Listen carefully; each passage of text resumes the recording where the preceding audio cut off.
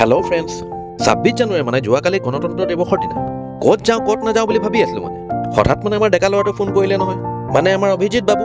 ডিমৌ ফালে যাবলৈ লগ ধৰিলে মই বোলো সৰু সুৰা প্ৰগ্ৰেম দুটামান আছিলে তথাপি যাম বুলিয়ে কৈ দিলোঁ আৰু এই ঘৰটো চব না বিৰাট ভাল লাগে মোক যেতিয়া এইফালৰ পৰা যাওঁ তেতিয়া মই ভিডিঅ' এটা বনাওঁ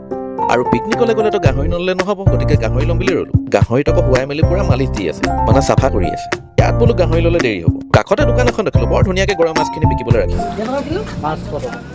শুনিলেই নহয় কিলো বোলে 500 টকা আৰু বেছি হৈছে বুলি মই নকওঁ কাৰণ লোকেল মাছৰ দাম আছে আৰু পিছে সেইডোখৰ ঠাইত আমাৰ একো লোৱাই নহয় ক'ত ক'ৰবাত ল'ম বুলি ওলাই আহিলোঁ আৰু কথা বতৰা পাতোতে ডিমৌ আহি পালোঁৱে তো আহি পাই ডিমৰ বজাৰতে গাহৰি ল'ম বুলি ৰ'লোঁ এটা মানে গোটা গাহৰি মোৰ চকুৰ আগত কাটিছে 15 মিনিট নালাগিলে শেষ এইফালে যায় ডিব্ৰুগড় আৰু এইফালে যায় জনাই আমি আকৌ মাজৰ ৰাস্তাটোতে সোমাই যাওঁ তো সোমাই দেখিলোঁ যে গাড়ীবোৰ কিয় ৰৈ আছে তাৰপিছত দেখিলোঁ যে এণ্ট্ৰি টিকেট লাগে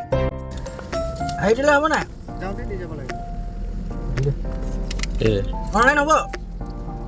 আৰু 50 টকা অনলাইন এটা কৰি আমি ওলাই আহিলোঁ আৰু এই ট্ৰেইন লাইনৰ এইটো পাৰে অসম আৰু ইটো পাৰে হৈ গ'ল অৰুণাচল আৰু গণতন্ত্ৰ দিৱসৰ দিনা আমাৰ ইয়াত আকৌ ড্ৰাই ডে চলি আছিল আৰু পিকনিক স্পটত গৈহে দেখিলোঁ মানে ইয়াত দেখোন বেলেগ ডে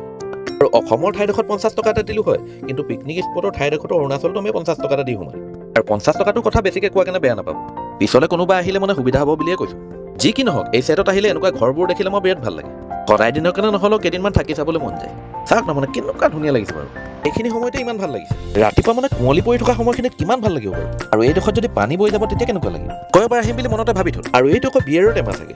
এজনে খুলিবলৈ ক'লে কাৰণে চেষ্টা কৰি চাইছোঁ বাকী আপোনালোকেতো জানে এইবোৰ মই বৰ এটা ভাল নাপাওঁ আৰু একচুৱেলি এইটো হিচাপত খালে কোনো অপকাৰ নকৰে মোৰ মতে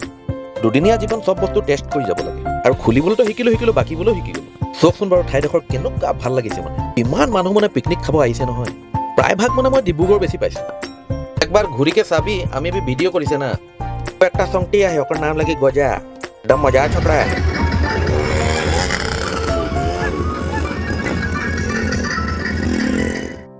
আৰু ইয়াত মানে ধুনীয়া সৰুকে খুঁটি এটা গৈ আছে আৰু আমাৰ অভিজিতে জোতাযোৰ খুলি খুঁটিটো ইটো পাৰলৈ গ'ল মোৰো যাবলৈ মন আছিলে বা জোতাযোৰ খুলিবলৈ মন নগ'ল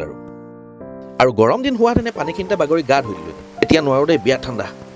আৰু অৱশেষত খালোঁ বলো আৰু ওলাই দিলোঁ বৰ বেছি মানে গধূলা নকৰোঁ বুলি ভাবিলোঁ আজিকালি মানে চেকিংবোৰ অকণ বেলেগ ধৰণৰ বহে নহয় আন্ধাৰ হ'লে মানে মুখে চুখে পাইপ ভৰাই দিব আমি পকেটত 200 টকা লৈ 10,000 টকা ফাইন দিব নোৱাৰোঁ গতিকে কমকৈ ফূৰ্তি কৰি কম সময়ত ঘূৰি যোৱাটোৱে বেষ্ট আপোন ভালে জগত ভাল গতিকে এতিয়া মনে মনে থকাই ভাল আৰু এই গানটোত মই অকল এটাই বুজি পাইছোঁ জামানা বদল গয়া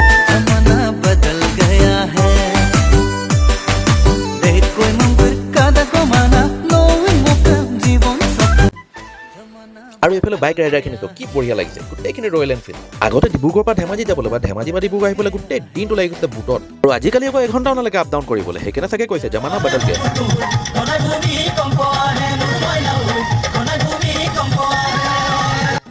ঘূৰি যাওঁতে এনেকুৱা ধৰণৰ অকণমান ফূৰ্তি কৰি গৈছোঁ সেইখিনি অকণমান চাই যাওকচোন বহুত কথা পাতিছোঁ আজি মই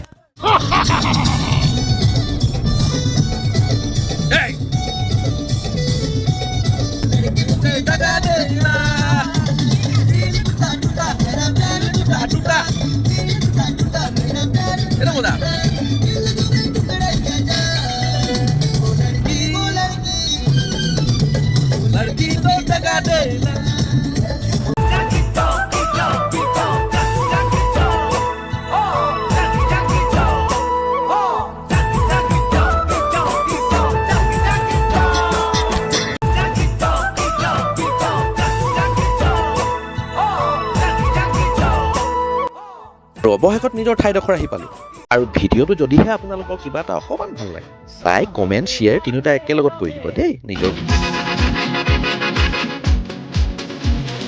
प्यार की गली